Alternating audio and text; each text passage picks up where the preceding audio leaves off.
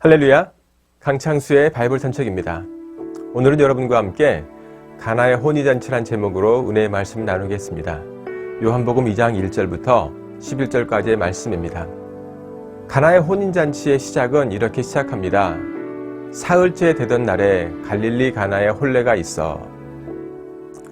예수님의 첫 표적이 시작됩니다. 갈릴리 가나에서 혼례가 있었는데 이날은 예수님이 공생의 사역을 시작한 지 사흘째 되던 날이었습니다. 왜 사흘째 되던 날에 예수님의 표적이 일어났을까요? 하나님의 뜻을 이루기 위해서 예수님은 십자가에서 죽으시고 사흘째 되던 날에 첫 부활의 열매가 되셨습니다. 예수님이 세례를 받으시고 하늘이 열린 후에 사흘째 되던 날, 그날이 요한복음 2장 1절에서 나오는 사흘째 되던 날이었습니다. 그래서 어떻게 보면 이 사흘째라는 말도 우연이 아닌 것을 알 수가 있습니다. 그리고 이 첫 표적은 갈릴리 가나에서 일어났습니다. 예수님께서 공생의 사역을 처음 시작하실 때에 세례를 받으셨을 때에 하늘이 열리는 이적이 있었습니다.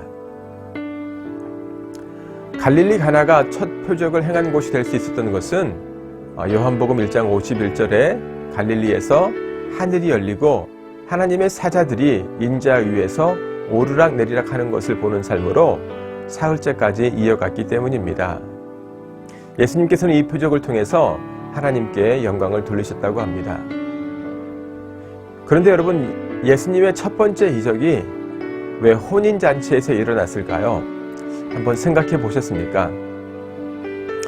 성경은 여러 곳에서 예수님을 신랑으로 그리고 예수님을 믿고 천국에 들어가는 사람들을 신부로 표현하고 있습니다.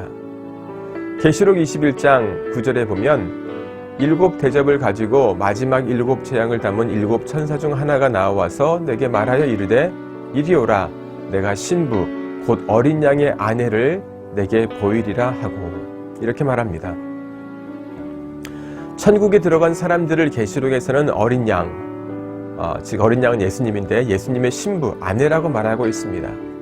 예수님은 신랑이고 우리는 신부인데 열처녀의 비유를 통해서도 내가 신랑을 맞이하는 처녀라고 하여도 기름을 준비하지 못하면 신랑을 맞이할 수 없음을, 즉 천국에 들어갈 수 없음을 주님은 가르쳐 주었습니다. 주님은 우리가 어떻게 천국에 들어갈 수 있는지를 신랑과 신부의 관계를 통해서 설명하고 있는 것입니다. 그런데 주님의 첫 번째 이적이 혼인잔치에서 일어납니다. 우연일까요? 우연이 아니라고 생각합니다. 그런데 그 잔치에서 포도주가 떨어졌습니다. 예수님의 어머니 마리아와 예수님 그리고 제자들이 혼인잔치에 참여했습니다. 그런데 문제가 있습니다. 포도주가 떨어진 것입니다.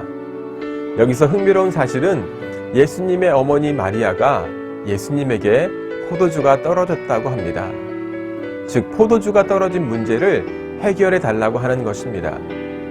포도주가 떨어진 문제는 마리아의 문제가 아니라 누구의 문제죠?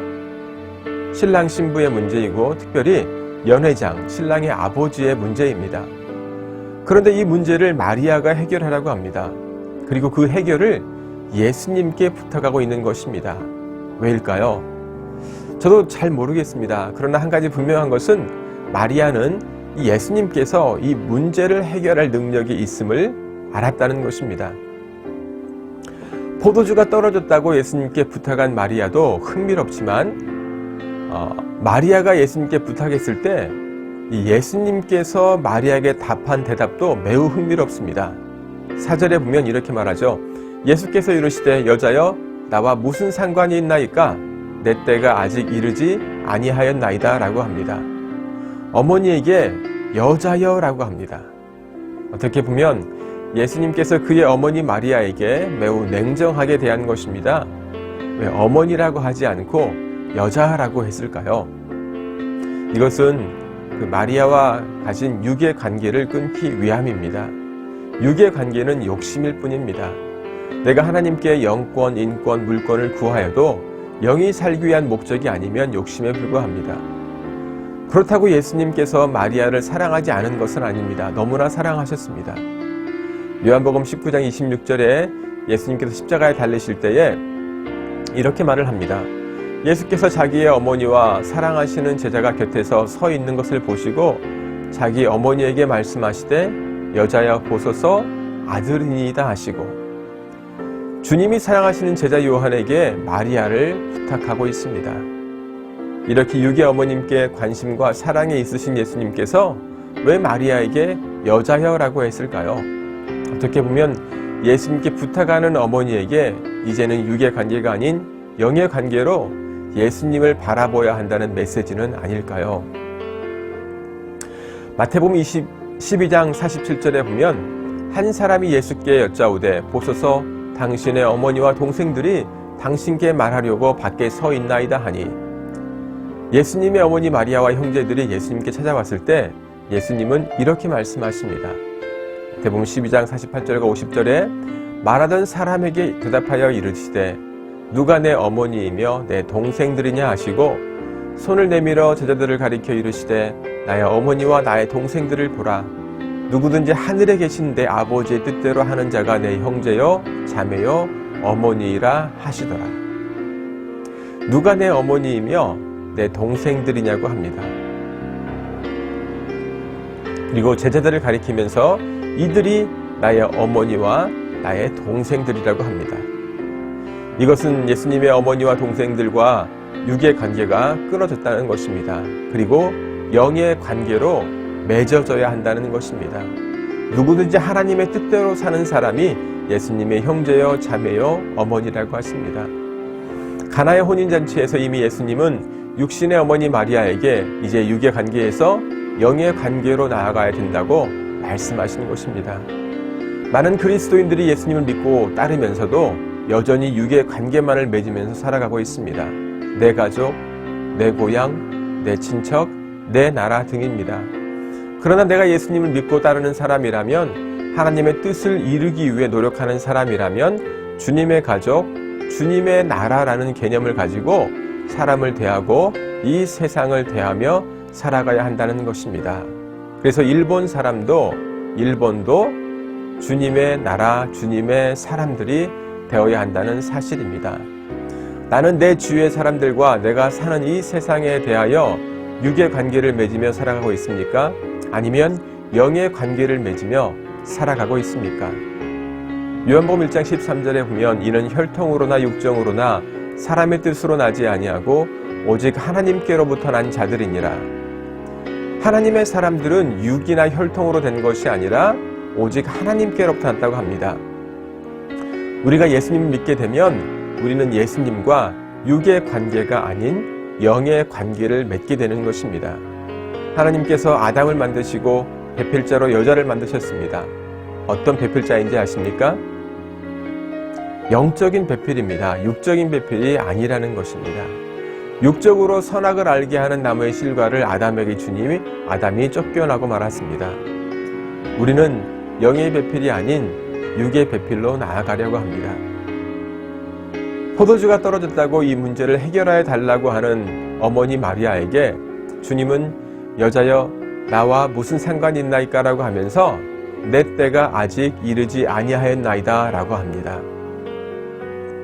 예수님은 자신의 때가 아닌 아버지의 때를 기다리십니다. 주님은 본체이신 하나님이시지만 육의 몸을 입고 이 땅에 오셨기 때문에 자신의 마음대로가 아니라 아버지의 때를 기다리십니다. 얼마든지 마리아가 요구하면 예수님께서 들어주실 수 있는 능력이 있습니다. 그러나 그렇게 하지 않으십니다. 나는 하나님의 때를 묻고 있습니까? 항상 하나님의 때를 묻는 저와 여러분이 되어야 할 줄로 믿습니다. 포도주가 떨어졌다고 하는 마리아에게 예수님께서 하신 대답은 노였습니다. 아니요입니다. 이렇게 내가 무엇을 요청하고 주님이 아니라고 한다면 보통 우리는 안 되겠구나 하고 포기하게 됩니다. 그런데 예수님의 어머니는 예수님께서 아니요라고 하는데도 하인들에게 이렇게 말을 합니다. 너희는 무슨 말씀을 하시든지 그대로 하라고 합니다. 우리는 무엇을 구하면 그냥 받는 것에 익숙해져 있습니다. 포도주가 없다고 하면 바로 포도주를 주시는 하나님으로 알고 있습니다. 내가 구해서 주지 않으면 하나님께서 응답을 안 하시나 보다 하면서 내가 할 일을 하지도 않고 포기하는 경우가 너무나 많이 있습니다. 그런데 여러분, 주님이 우리의 기도에 응답하시기 전에 우리가 해야 할 일이 있다는 것을 아십니까? 즉, 과정이 필요하다는 것입니다. 예수님의 어머니는 기적이 그냥 일어나지 않는다는 것을 알았습니다. 그렇기에 하인들에게 무슨 말씀을 하시든지 그대로 따르라고 한 것입니다. 그렇게 하면 포도주가 떨어진 문제가 해결될 것이라고 마리아는 믿은 것입니다.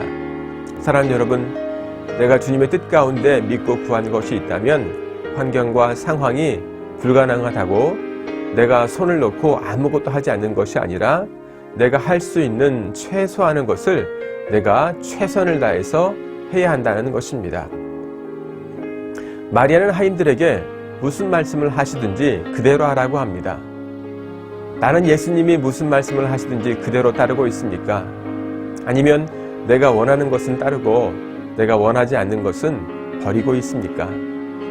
내 속에 하나님의 기적이 나타나기 위해서는 내가 하나님의 말씀에 온전히 따르는 삶이 있어야 합니다.